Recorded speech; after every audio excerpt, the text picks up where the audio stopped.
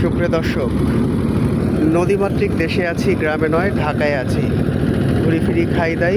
আজকে ট্রলারে করে ঘুরতে যাই আমি, আপনাদের মিঠু ভাই। তো ট্রলারের সম্মুখ ভাগে অবস্থান আমার, আর এই হচ্ছে গিয়ে পুরো ট্রলারটি যাচ্ছে এপার থেকে ওপার অনেক দূর। আসলে নদীটা বিশাল বিস্তৃত। আটিবাজারের সম্মুখ ভাগে যাচ্ছে, এটাকে বলা হয় খোলামোড়া। তো খোলামোড়া রাতের যে একটা আভা, শহরটাকে দেখতে সেই লেভেলের একটা অন্যরকম ফিল আসে। অর্থাৎ আমরা শহর থেকে বের হয়ে ঠিক গ্রামের দিকে যাচ্ছি, যেখানে সবাই যায় ঘুরতে। তো সেখানেই যাই, বারবার যাই। গতকালকেও গিয়েছি, আজকেও যাচ্ছি। কেমন যেন একটা আলাদা অনুভূতি, আসলে ভাষায় প্রকাশ করার মতো না।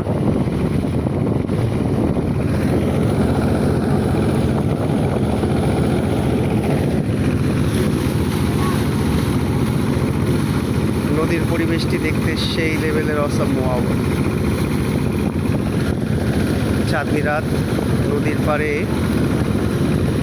অর্থাৎ চাঁদ যেন নদীকে ছুঁয়ে একটা আলাদা আভাস দিয়েছে, অনুভূতি দিয়েছে। আমরা এখন মাঝ নদীতে অবস্থান করছি।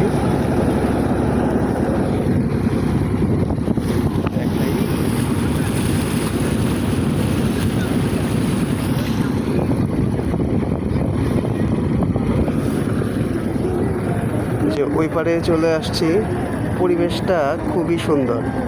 প্রকৃতি কেন যে আমায় বারবার হাত ছানি দিয়ে ডাকে আমি জানি না।